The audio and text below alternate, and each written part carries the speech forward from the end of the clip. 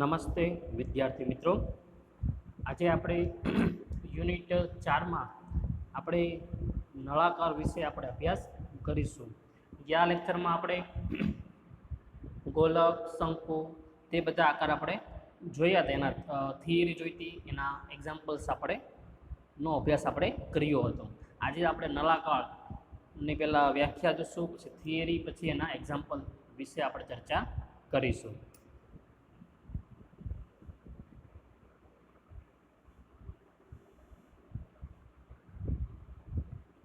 તો સૌપ્રથમ તો આપણે નળાકાર વિશે આપણે પહેલાં નળાકાર કોને કહેવાય તેના વિશે આપણે અભ્યાસ કરીએ. તો આપેલી શરતોને અનુસરી સ્થિર સુરેખાને સમાંતર સુરેખાના પરિભ્રમણથી રચાતા પૃષ્ઠને નળાકાર કહે છે, એટલે કે સિલિન્ડર કહે છે. ફરીવાર વ્યાખ્યા સમજજો કે આપણને જે શરત આપણને આપેલી હશે, બરાબર, એ શરતને અનુસરીને કોઈ સ્થિર સુરેખાને સમાંતર સુરેખાના પરિભ્રમણથી રચાતા પૃષ્ઠને શું કહેવાય છે? નળાકાર કહેવાય છે. એટલે કોઈ આપણે સ્થિર સુરેખા લઈએ, બરાબર, સ્થિર સુરેખાને સમાંતર જે સુરેખાના પરિભ્રમણથી જે રચાતો હશે પૃષ્ઠ, બરાબર, અહીંયા આપણે અસંખ્ય શું હશે? બધી સુરેખાઓ હશે, રેડી? એ સુરેખાના પરિભ્રમણથી રચાતા જે પૃષ્ઠનું નિર્માણ થાય છે એનું શું કહેવાય છે? સિલિન્ડર, એટલે નળાકાર કહેવાય છે. આગળ જોઈએ હવે ચલ સુરેખા એટલે શું? એ સતત વેરિએશન કે બદલાતી રહેતી હોય ટૂંકમાં, એમ વેરિયેબલ એટલે કે બદલાતી રહેતી હોય ટૂંકમાં, એમ. તો ચલ સુરેખાને એ નળાકારની સર્જક રેખા કહેવાય છે. શું કહેવાય છે? સર્જક રેખા. અને જે સ્થિર સુરેખા છે, એટલે આપણે જે મિડલમાં જે આપણે સ્થિર સુરેખાની વાત કરતા હતા, આપણે અહીંયા બધી સુરેખાઓ તો કેટલી હશે? અસંખ્ય બધી હશે, બરાબર. તો એમાં જે સ્થિર સુરેખા હશે આ જે છે, બરાબર, એ સ્થિર સુરેખાને નળાકારનો અક્ષ કહેવાય છે. તો અહીંયા જો આપણને આકૃતિ આપેલી છે, નળાકારનો આડછેદ આપણને આપેલો છે. તો આ જે બધી સુરેખાઓ છે ડોટેડ લાઇન વાળી, એ શું કહેવાય? ચલ સુરેખા. અને જો એ મિડલમાં જે છે લાઇનિંગ, એ શું છે? સ્થિર સુરેખા દર્શાવેલી છે. અને આ જે વક્ર છે એ શું કહેવાય? આધાર વક્ર અથવા શું કહેવાય છે? નિર્દેશક વક્ર કહેવાય. એ આપણે અગાઉ શંકુના આકારમાં પણ ચર્ચા આપણે કરી હતી. હવે જેમ શંકુના પ્રકાર હતા એવી રીતે હવે નળાકારના પ્રકાર આવશે, બરાબર. પહેલાં ગોલક જોયું, પછી શંકુ જોયું, અને છેલ્લે આપણે શું જોવાનું છે? નળાકાર. પછી આગળ હજી ઘણા બધા આકારો વિશે આપણે ચર્ચા કરવાની છે આપણે. તો નળાકારના પ્રકાર વિશે આપણે જોઈએ તો પહેલું જે પ્રકાર છે એ કયો છે? વૃત્તીય નળાકાર.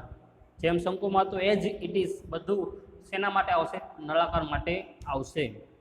તો જોઈએ વ્યાખ્યા એની કે સ્થિર સુરેખાની સમાંતર અને આપેલા વક્રને છેદતી સુરેખાના પરિભ્રમણથી રચાતો નળાકારમાં આપેલા વક્રને નળાકારનો શું કહેવાય છે? આધાર વક્ર કહેવાય છે.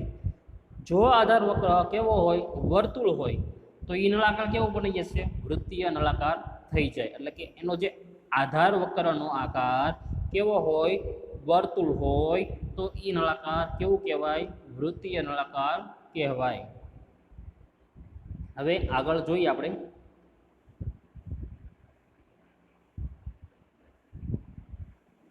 હવે બીજો પ્રકાર આવે છે મિત્રો, પરિસ્પર્શી નળાકાર. તો પરિસ્પર્શી નળાકાર કેમ જોઈએ એની વ્યાખ્યા જોઈએ આપણે. તો સ્થિર સુરેખાને સમાંતર, સ્થિર સુરેખા આપણને માઇન્ડમાં હવે ક્લિયર થઈ ગયું હશે. સ્થિર સુરેખા એટલે શું? સ્થિર સુરેખાને સમાંતર, સ્થિર સુરેખાને સમાંતર સુરેખાના પરિભ્રમણથી રચાતા પૃષ્ઠને નળાકાર કહેવાય છે. અહીંયા તમે ઓલું ઇમેજિનેશન કરી શકો. આપણે જે ઉત્તરાયણમાં જે ફિરકી હોય છે, ફિરકીમાં એક મિડલમાં એક મોટી આમ શું મોટો એક લાકડી હોય છે, બરાબર, એને આજુબાજુ નાની લાકડીઓ હોય છે બધી, બરાબર. તો એ મોટી જે લાકડી હોય, જેનું આખું જે સ્ટ્રક્ચર હોય એ દાંડી ઉપર જ તે ફિરકીનું હોય, એ જે મૂળ દાંડી છે એ શું કહેવાશે? અક્ષ કહેવાશે. એટલે કે સ્થિર સુરેખા કહેવાશે. અને આજુબાજુની બધી પરિભ્રમણથી રચાતી બધી સુરેખાઓ હશે સમાંતર, અને એનાથી આખો જે સર્જન ટૂંકમાં થાય છે એનો શું કહેવાય? નળાકાર. હવે પરિસ્પર્શી નળાકારમાં જોઈએ તો શું છે ભાઈ? સ્થિર સુરેખાને સમાંતર આવેલા પૃષ્ઠને સ્પર્શતી સુરેખાના પરિભ્રમણથી રચાતા પૃષ્ઠને શું કહેવાય છે? પરિસ્પર્શી નળાકાર કહેવાય છે. હવે પછીનો આકાર આવે છે મિત્રો સમનળાકાર. સોરી, ઉપરની આકૃતિ જોઈ લો. આ જે આકૃતિ છે કોની છે? પરિસ્પર્શી નળાકારની છે. હવે આગળ વધીએ તો સમનળાકાર તો સ્થિર સુરેખાને સમાંતર અને એ જ સુરેખાથી અચળ અંતરે રહેતી સુરેખાના પરિભ્રમણથી રચાતો નળાકારને સમનળાકાર કહેવાય છે. ફરીવાર વ્યાખ્યા ઉપર ધ્યાન આપજો. બીજી વાત જો આમાં શું કીધું છે કે અચળ અંતરે સમનળાકારને શું કહેવાય? ત્રિજ્યા. હવે સમનળાકાર હશે એટલે આમાં જે અચળ અંતરે રહેલી સુરેખાઓ છે, આમાં સુરેખાની જે ત્રિજ્યા હશે બધી કેવી હશે? સમાન હશે બધી અંતરે. એટલે સ્થિર સુરેખાને સમાંતર અને એ જ સુરેખાથી અચળ અંતરે રહેતી, અચળ અંતરે બધાની જે લેન્થ હોય કેવી હોય? સમાન હોય. તો સ્થિર સુરેખાને સમાંતર અને એ જ સુરેખાથી અચળ અંતરે રહેતી સુરેખાના પરિભ્રમણથી રચાતા નળાકારને સમનળાકાર કહેવાય છે. બરાબર? એટલે અહીંયા આપણે આ શું છે? સ્થિર સુરેખા છે. આકૃતિથી સમજો તમે. અને એની આજુબાજુ આપણે જે ફિરકી તમે અહીંયા કલ્પના કરી શકો, ફિરકીની, આ ફિરકીનો મુખ્ય દાંડો, બરાબર? એની આજુબાજુ બધી શું દાંડીઓ હોય, બરાબર? એ દાંડીઓ વડે જે આખો એક કાલ્પનિક ભાગ બને છે એ શું છે? આખો નળાકારની રચના થાય, બરાબર? તો એ કાલ્પનિક બધી રચનાઓ છે. આપણે જો આકૃતિ દોરીએ, આ મુખ્ય, બરાબર?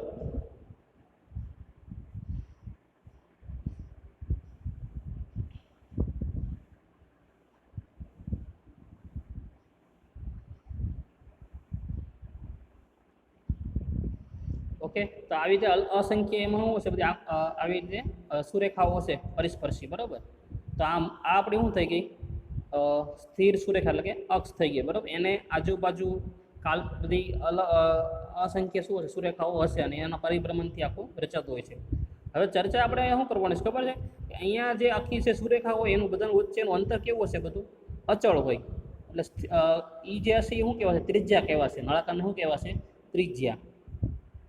તો જો આકૃતિમાં એ જ વસ્તુ કીધેલી છે, પણ અહીંયા આપણને કેમ ભાઈ આપણે ફિઝિક્સમાં આપણે પ્રકાશનું કિરણનું જૂથ નથી લેતા, ખાલી આપણે એક કાલ્પનિક કિરણની આપણે કન્સિડર કરીને આપણે આગળ બધી થિયરીનો અભ્યાસ કરતા હોઈએ છીએ. એવી રીતે આપણે અહીંયા પણ એક જ તે સુરેખા લીધી છે આપણે કાલ્પનિક, અને એની થિયરી આપણે એની ઉપર તેનો અભ્યાસ આપણે કરીશું. તો આટલું અંતર જે હશે મિત્રો એ શું છે? નળાકારની ત્રિજ્યા, બરાબર? અને આ એક અક્ષ પરનું કોઈ બિંદુ છે એ આલ્ફા બીટા ગામા, નળાકાર પરનું બિંદુ છે પી એક્સ વાય ઝેડ. તો અચળ અંતરને સમનળાકારની શું કહેવાય છે? ત્રિજ્યા કહેવાય છે. સમનળાકારમાં ટૂંકમાં મૂળ વાત શું હોય કે એમાં ત્રિજ્યા કેવી હોય? સમાન હોય. એટલે અચળ અંતરે બધી સુરેખાઓ રહેલી હોય છે. હવે આગળ વધીએ તો હવે આર ક્યુબમાં સમતલમાં X minus alpha upon L Y minus beta upon M equal to Z minus gamma upon N અક્ષ ધરાવતા અને આર ત્રિજ્યાવાળા સમનળાકારનું આપણે શું ગોતવાનું છે? સમીકરણ મેળવવાનું છે. સમીકરણ આપણને આગળ પણ કામ લાગશે.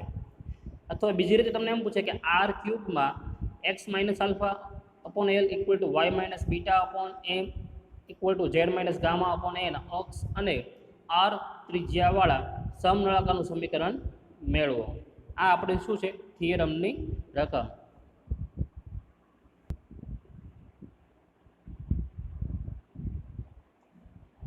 તો સમનળાકારનું સમીકરણ આપણે મેળવવાનું છે. તો આકૃતિ તો હમણાં સમનળાકાર માટે જે દોરી હતી તે બેઠી આવશે, એમાં નવું કંઈ આવશે નહીં. ઉપરની આકૃતિ દોરેલી છે આપણે.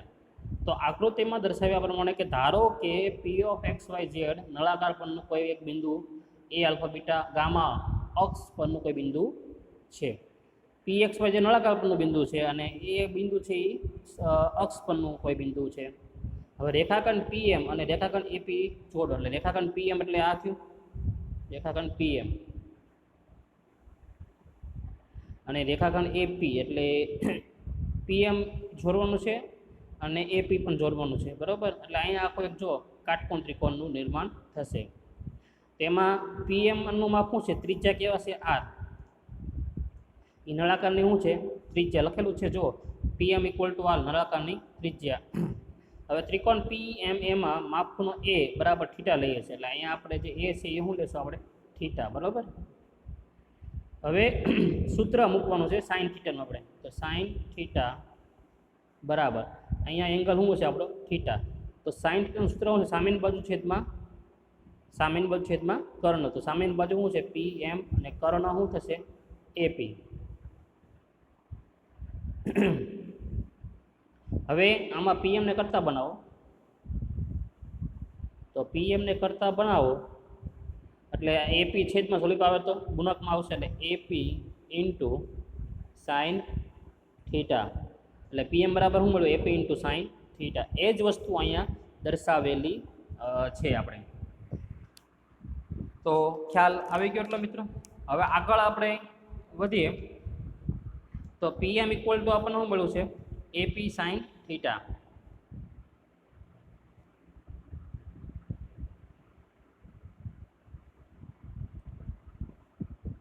હવે એક સૂત્ર લેવાનું છે આપણે, પીએમ ઇક્વલ ટુ માનાંકમાં એપી ક્રોસ એલએમએન છેદમાં રૂટમાં l square plus m square plus n square. આ તમારે યાદ રાખવાનું રહેશે, અગાઉ આવેલું જ છે આપણે 11 સાયન્સમાં, પણ એટલે યાદ હોય તો કંઈ પ્રશ્ન નથી, ન હોય તો યાદ રાખી લેવું પડશે.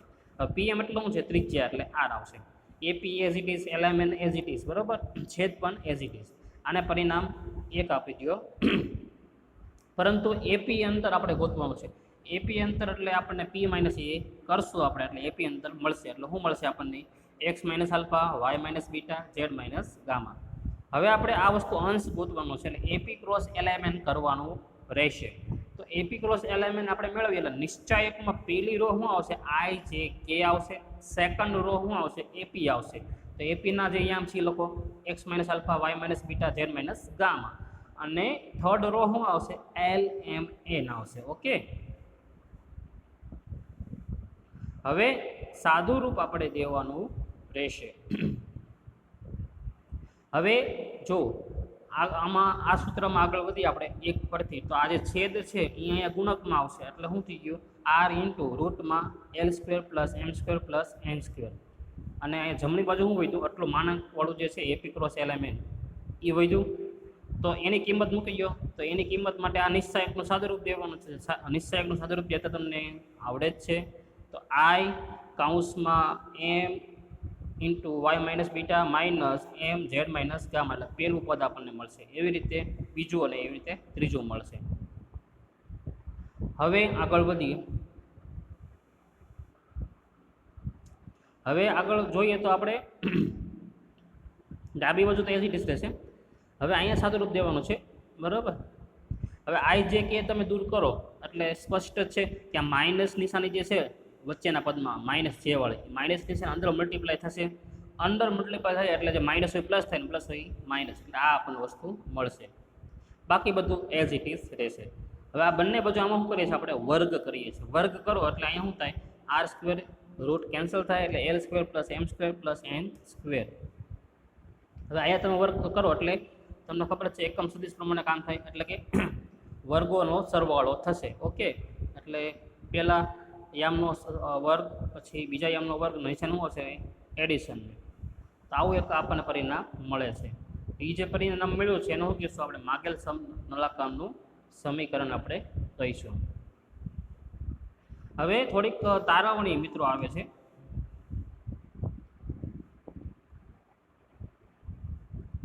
તો x minus alpha upon L, Y minus beta upon m, z minus gamma upon N અક્ષ અને આર ત્રિજ્યાવાળા સમનળાકાર પરથી એક્સ અક્ષ ધરાવતા સમનળાકાર માટે ઉપયુક્ત સમીકરણમાં આપણે શું કરવાનું છે, આ સમીકરણ જે મળ્યું છે એમાં એલ ઇક્વલ ટુ 1 લેવાનું છે, એમ એન ઇક્વલ ટુ શું લેવાનું છે 0. તો એ આપણને જે સમીકરણ મળશે એ કોનું મળશે આપણને એક્સ અક્ષ ધરાવતા સમનળાકારનું આપણે સમીકરણ મળશે. તો ઝડપથી મૂકીએ આપણે. તો આ સમીકરણમાં આપણે એલ ઇક્વલ ટુ 1 મૂકશું, એમ એનનું 0 મૂકશું.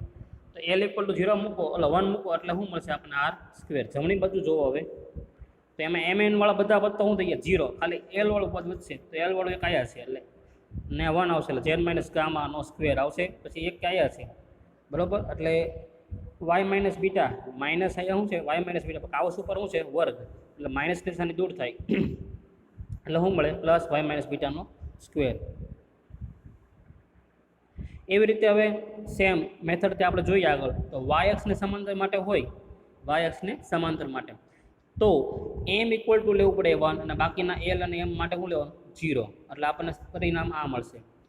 એવી રીતે ઝેડ અક્ષને સમાંતર માટે ચર્ચા કરીએ તો એન ઇક્વલ ટુ 1 હોય ને એલ એમ ઇક્વલ ટુ શું હોય? 0 હોય. તો આપણને આ પરિણામ મળશે. ટૂંકમાં પહેલાં એક્સ માટે લેવાનું, પછી વાય માટે અને ઝેડ માટે.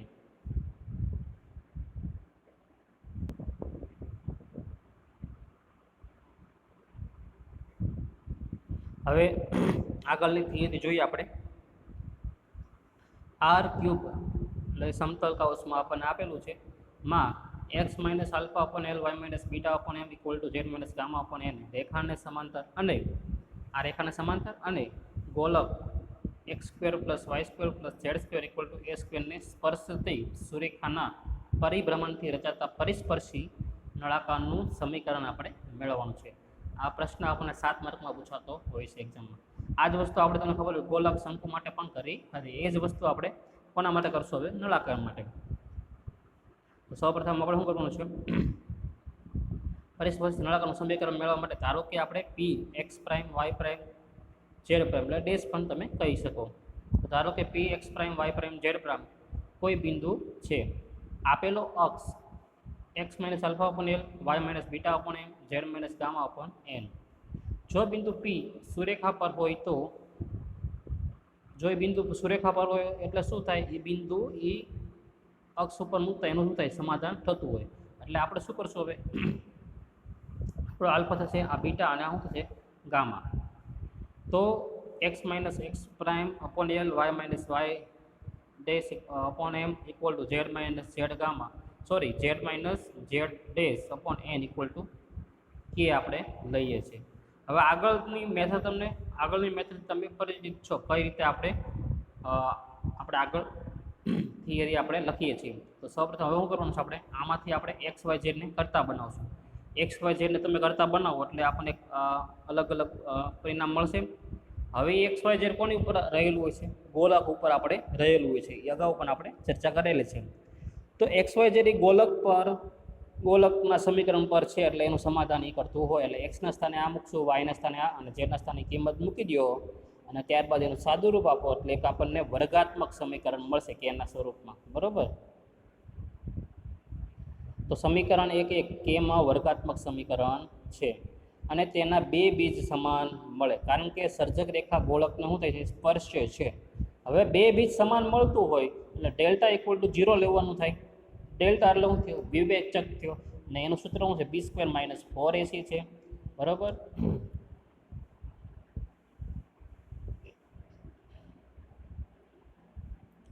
તો એમાં આપણે સાદું રૂપ દઈએ આપણે બી સ્ક્વેર માઇનસ 4ac.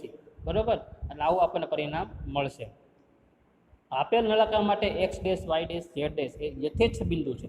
યથેચ્છ બિંદુ એટલે બીજું કાંઈ ન હોય મિત્રો, એનું જે વેલ્યુ હોય એ હું એક અને માત્ર શું હોય? એક જ હોય. તો x equal to x dash y dash equal to y z dash equal to z સમીકરણમાં આપણે લઈએ તો જ્યાં ડેશ હશે એની જગ્યાએ શું આવી જાય? ડેશ વગર લખી દેવાનું. એક્સ ડેશ હોય તો એક્સ આવી જાય, વાય ડેશ હોય તો ત્યાં વાય આવી જાય અને ઝેડ ડેશ હોય ત્યાં શું આવી જાય? ઝેડ આવી જાય. બીજું બધું એઝ ઇટ ઇઝ રહેશે. હવે આમાંથી -4 આપણે કોમન કાઢી લઈએ અને ઓલી પાસે જશે એટલે 0 થઈ જશે. બરાબર? એટલે વધે ખાલી એટલી વસ્તુ વધે.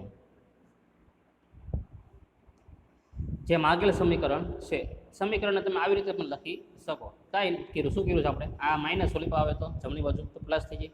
એ રીતે પણ તમે લખી શકો.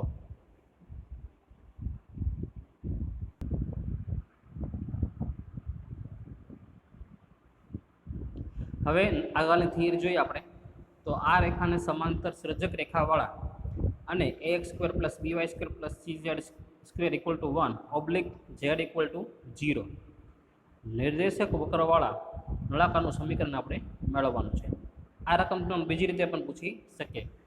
રેખાને સમાંતર સર્જક રેખાવાળા અને ax square plus by square plus અહીંયા જો cz સ્ક્વેર છે પણ cz સ્ક્વેર છે એટલે એમાં z ઇક્વલ ટુ આપણે 0 મૂકી દો એટલે એ તો 0 થઈ ગયું. એટલે વધે ખાલી x square plus by square equal two 1 અને કોમાં z ઇક્વલ ટુ શું લેવાનું છે આપણે? 0. એ નિર્દેશક વક્રવાળા નિર્દેશકવાળા નળાકારનું આપણે શું ગોતવાનું છે, સમીકરણ આપણે મેળવવાનું છે. એ રીતે બે રીતે તમને પૂછી શકે એક્ઝામમાં. તો હવે આપણે જોઈએ આગળ. ફરીવાર જો આ રીતે રકમ એ લખેલી છે મિત્રો, આલ્ફા બીટા ગામા બિંદુમાંથી પસાર થતા અને એલિમેન્ટ અક્ષની દિશા ધરાવતા સુરેખાના સમીકરણને સમાંતર અને નિર્દેશક વક્ર ax² + by² = 0 અને z = 0 માટે સમનળાકારનું સમીકરણ મેળવો. તો આપેલ સુરેખાનું સમીકરણ પહેલાં આપણે આ દાખલો જે થિયરી છે, આમ તો બધું આઈએમપી જ છે, પણ આ પણ પૂછાઈ ગયેલી છે 2 વાર ટૂંકમાં.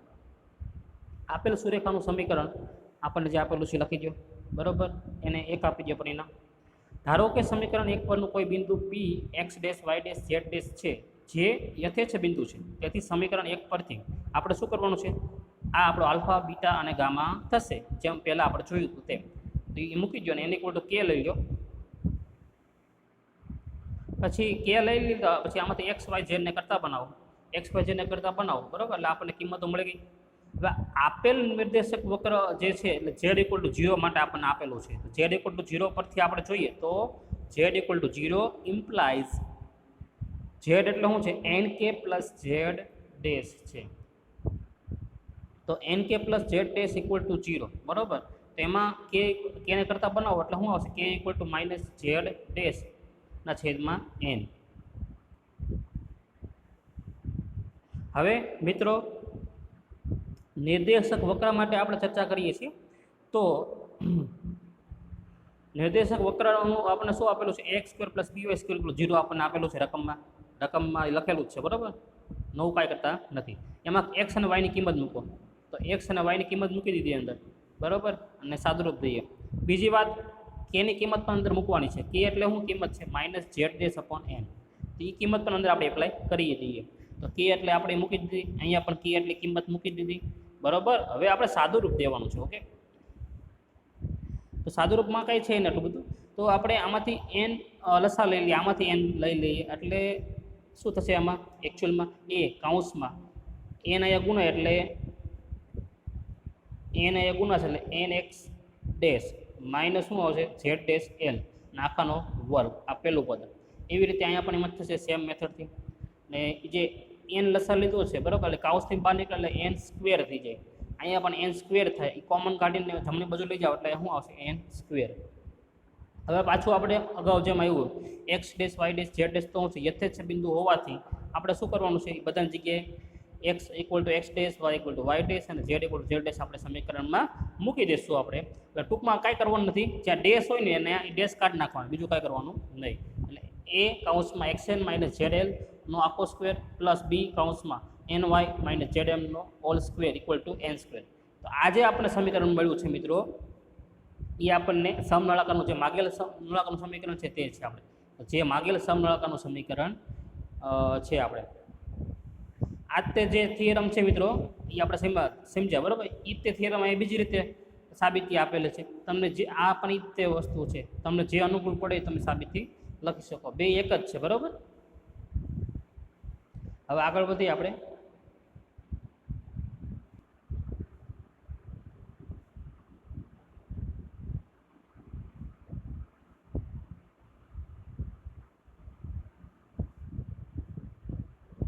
હવે થિયરી જોયા બાદ હવે એના ઉપર આધારિત બધા એક્ઝામ્પલનો અભ્યાસ આપણે કરીએ.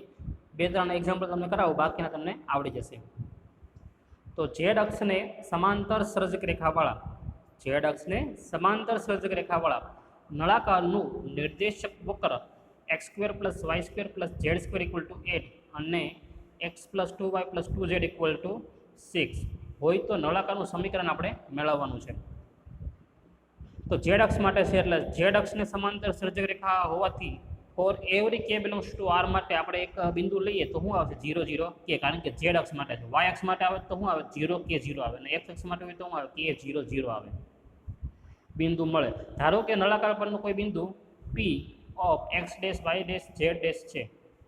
તેથી રેખાનો અક્ષ શું બનશે, આપણે સ્પષ્ટ જ છે, શું બની જશે x' + 0, y' + 0 અને છેલ્લા માટે શું આવશે z' + k આવે પ્રકારનો થાય. અને z = શું થશે z' + k.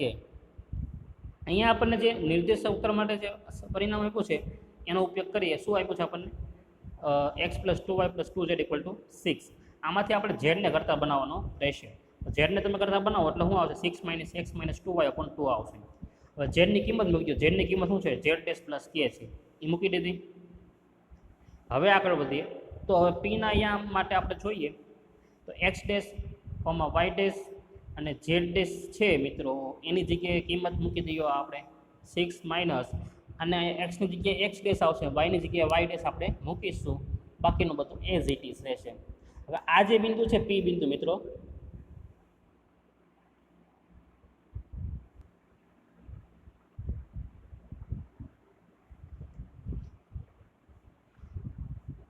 જે આ પી બિંદુ છે એ ગોલક પર આવેલું છે. ગોલક માટે સમીકરણ શું આપ્યું છે? x² + y² + z² = 8 આપ્યું છે. તો એ આપણે x, y, z ની કિંમત તો આપણે એમાં મૂકી દઈશું. આ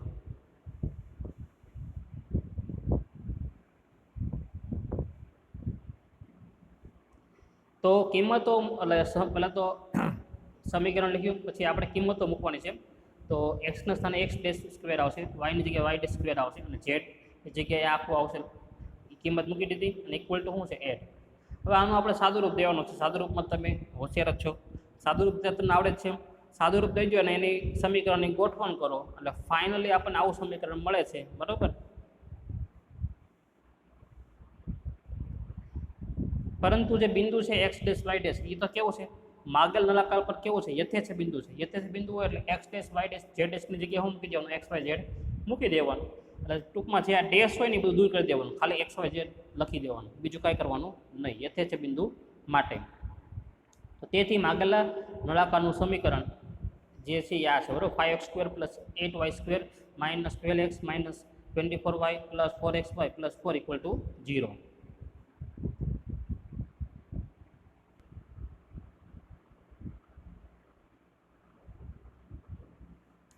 હવે પછીનો એક્ઝામ્પલ લઈએ. જેનો અક્ષ x/1 = y/-1 =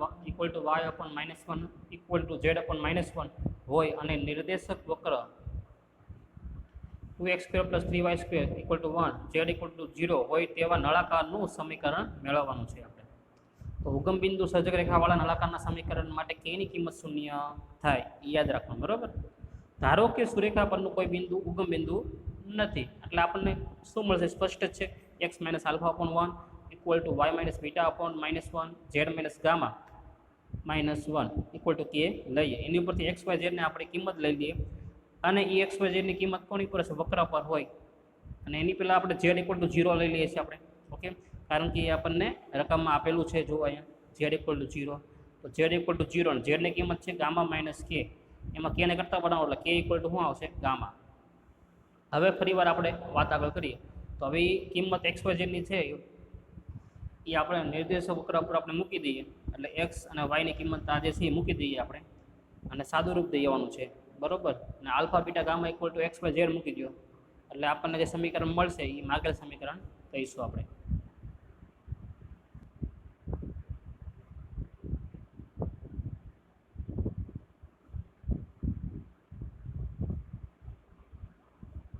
હવે પછીનું એક્ઝામ્પલ લઈએ તો x² + y² = 4 અને z = 2 નિર્દેશક વક્રવાળા નળાકારનું આપણે સમીકરણ મેળવશું. તો ધારો કે નળાકારનો અક્ષનું જે છે સમીકરણ એવું છે x - α/n y - β/m z - ગામા/n. ઉગમ બિંદુમાંથી પસાર થાય તો એમાં આલ્ફા બીટા ગામા શું થઈ જશે? 0 થઈ જશે. એટલે x/l = y/m z/n alpha beta gamma તો શું થઈ જાય? 0, કારણ કે ઉગમ બિંદુમાંથી પસાર થાય છે. = k લઈ લો. હવે x, y, z ને કરતા બનાવી દો. ઓકે, હવે શું કરવાનું છે? ધારો કે x, y, z એ આપેલ નિર્દેશક વક્ર પર છે. પહેલાં તો આપણે શું કરવાનું છે? z માટે આપણે k ની કિંમત ગોતી લઈશું આપણે. તો z = 2, z એટલે શું છે? nk છે. એમાં k ને કરતા બનાવો એટલે 2/n આવે. હવે આપણે x, y, z જે છે નિર્દેશક વક્ર ઉપર આપણે લઈશું એટલે x ની જગ્યાએ lk મૂકશું, y ની જગ્યાએ આપણે શું મૂકશું? mk. તો હવે આગળ વધીએ તો x એટલે કિંમત મૂકી દો lk અને y એટલે mk. વર્ગ છે એટલે વર્ગ થઈ ગયો. એમાંથી શું થશે? k કોમન કાઢી લો. k કોમન કાઢો એટલે l² + m² = શું મળશે? 4/k². અને કેની કિંમત મૂકી દો. કે એટલે શું છે 2/n. છેદનો છેદ શું થઈ જશે, આમ અંશમાં આવશે એટલે કિંમત શું છે 4 × n² / 4 = n². એટલે ફાઇનલી l² + m² = શું મળ્યો આપણને n². હવે એલની જગ્યાએ એક્સ, એમની જગ્યાએ વાય અને એનની જગ્યાએ શું આવશે ઝેડ આપણે મૂકીએ એટલે એ જે સમીકરણ મળશે એ આપણું શું કહેવાશે, માગેલ સમીકરણ કહેવાશે. તો મિત્રો અહીંયા આપણા જે નળાકારનો જે આકાર હતો એના આપણે થિયરી અને બીજા બધા એક્ઝામ્પલ આપણે જોઈએ. અમુક એક્ઝામ્પલ જે બાકી રાખ્યા છે તમને હવે આવડી જશે, બરાબર. હવે નેક્સ્ટ લેક્ચરમાં આપણે નવી થિયરી સાથે હવે આપણે મળીશું.